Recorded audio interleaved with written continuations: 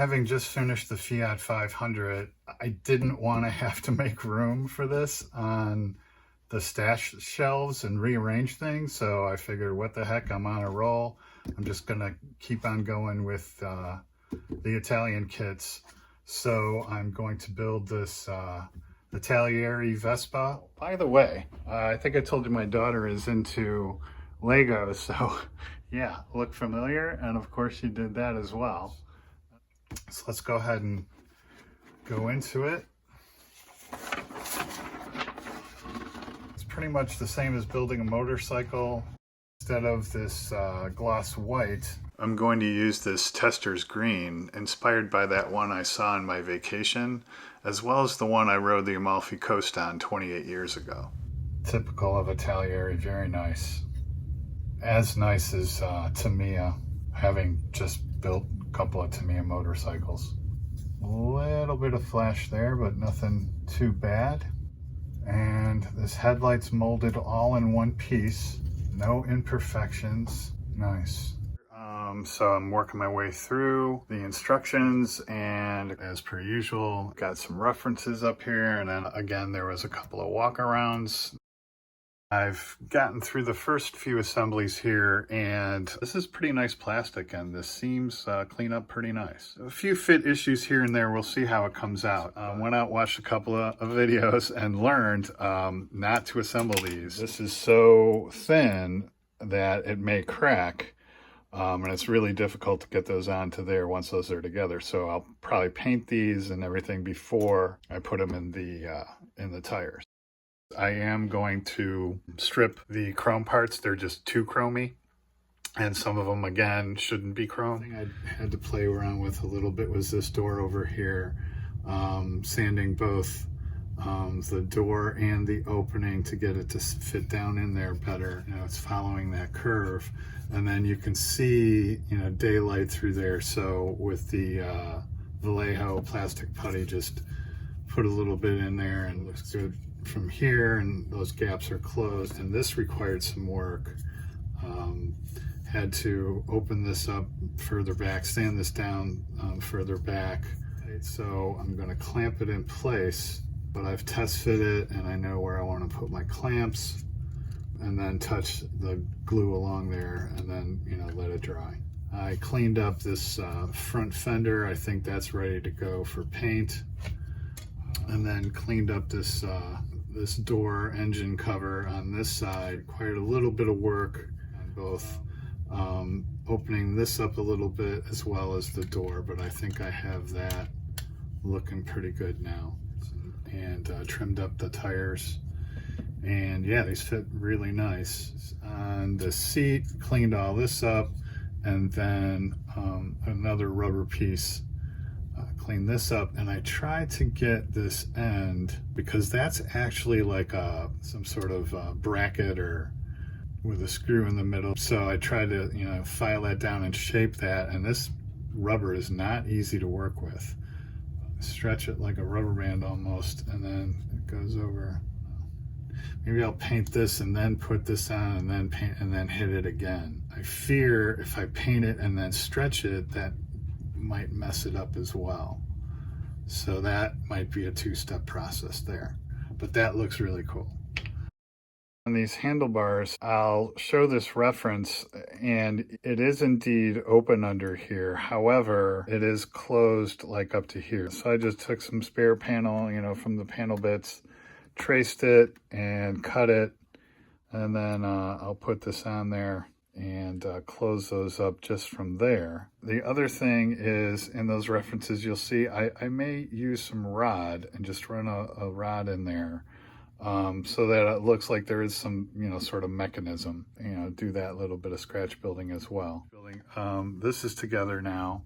So if you look at this reference here, you can see that, you know, those cables run up inside there. There's nothing hanging down here. Now on this piece, it had a piece hanging down for the cable. That is not right as per this reference that I have. You know, I took that bottom piece that sticks out off of there. And the other thing is, you see these supports here. Again, after I see how all this lays out, I might put some styrene rod to mimic these two supports. And I kind of had mixed results on these chrome parts. Some, came off pretty well. Others I still had to buff or sand. The Vespa 125 up front there and the Primavera that go on the back, I actually, scraped those on the back to make sure that that was clean. Putting this on now, I'll paint it with the green, and then later I'll tape around that and dry brush it. So that Primavera is at an angle. Now, the Vespa actually had a hole there and a hole there with a little tab. The Primavera does not have any tabs, nor does this back have holes. So I'm going to have to good eye it. Based on this reference and a couple of others. All right, I think I got that right. So I'm working through, from these references, the bottom here.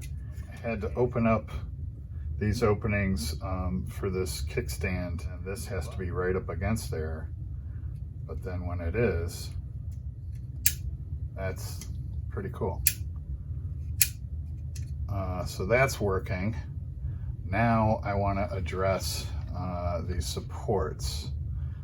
So just inside where that would go, so like right about there, and then behind that, so then like maybe right over those openings. So then I think to hide these two openings there, about the right spot would be right there. So I think I'll just take a simple square rod and do one there and do one about there. So here's the reference and here's my result. Now this back one is glued in, but the front one is not, because in order to get this kickstand in, that has to move forward. So then that support would have to come out. So basically what I'll do is take that kickstand out of there, sticky tack those two pieces in there, paint it like that, and then, reassemble it later. But yeah, so now I've got that foot brake in there, and all this is looking pretty good. And I think it's close enough to that for my purposes. And then again, up in here, so, I've got those rods in there, putting it on sticks and getting stuff ready to prime. So for instance, on this front fork, some of that is sticky tacked together, but I want to paint it, together as a group and then assemble it later. I've never done that before, where you heat up a screwdriver and then like brand that and smush it down. So I did that, and then I just tucked that up inside there with some sticky tack. Drilled out this tailpipe with a small bit, and so give that a little more realism. I'm starting to paint now, and I just got the base coat on the stuff that's going to be chrome. So here's everything in primer, and then the seat. Yeah, I kind of did it in two steps. I did the seat first, then stretched that, band across, and then hit it again, and yeah, I think it came out good. All right, there's the alclad, and then the steel and the magnesium green now. Some of this came out glossier than others, but I'll let that dry. I'm going to give it a gloss coat anyway. But starting to pull together the various parts into further sub-assembly, so I have the engine done here. Before I glue the wheel to it, I'm going to weather that, and this black part goes on top of there. You put so much work into this, and all that's going to get covered up. But anyway, and then I hit that tail light with the Tamiya clear red. There's some detail on here. That top rectangle is outlined, so I think I'm going to use the silver stripe decal to outline that top rectangle. Right, all the painting is done, and now I have everything kind of grouped in sub-assemblies here, and I've got my references up. So a couple of things.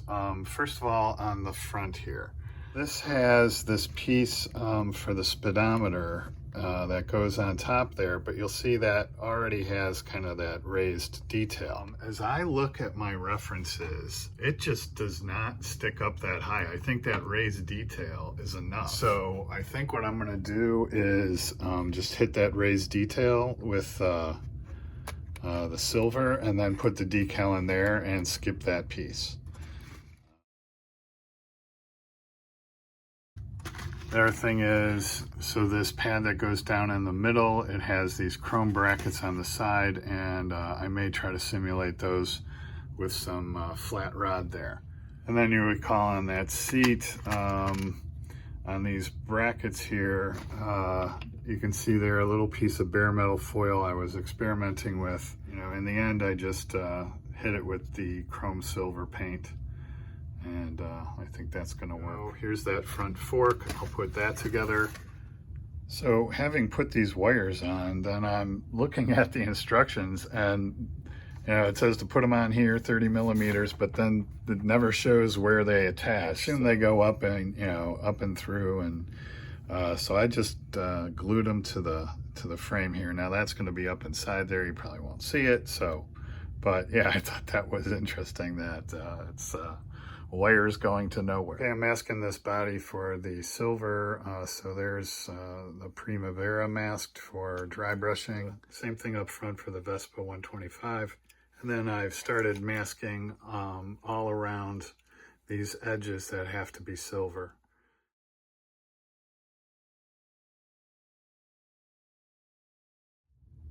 Okay, there we go. There's the Vespa 125 up front, and that silver edge all the way around the front there, and then the Primavera in the back. Wow, really nice decals. Those are a perfect fit. They're trimmed precisely, no carrier film hangover, and as I hoped, that fits perfectly into that raised detail there. And it even has a silver edge on the decal itself to kind of blend in. So, but so far, wow, really nice. Vespa is an icon of Italian design and style. A real legend on two wheels, the first Vespa was born in the second post-war period in 1946 and was immediately characterized by simple and elegant lines, as well as a reputation as a practical, functional, and reliable vehicle. Developed around the famous steel body frame, the effective mix of design and functionality was the strength of Vespa, and it became, in a very short time, an extraordinary commercial success worldwide. Over the years, Vespa has been able to keep its uniqueness with improved style and features. One of the most famous versions of the Vespa, the Primavera 125, launched in 1968, had an improved engine that delivered 10 kilometers per hour better performance and ease of driving. It also included the practical bag hook, now a classic feature. The Primavera 125 remained on the market throughout the 1970s, and today is one of the most preferred Vespas by collectors and fans of the famous Italian two-wheeler. All right, there she is on the shelf, and again, just a really fun kit. First Italeri kit in a long time, and really enjoyed it. As good a quality as the Tamiya kits for sure, and an excellent representation. When I was comparing this to references, I mean, everything is spot on. Now I did add a few things like these brackets on the side here and the supports underneath, but you know, that was just simple add-ons. For the most part, it's extremely accurate.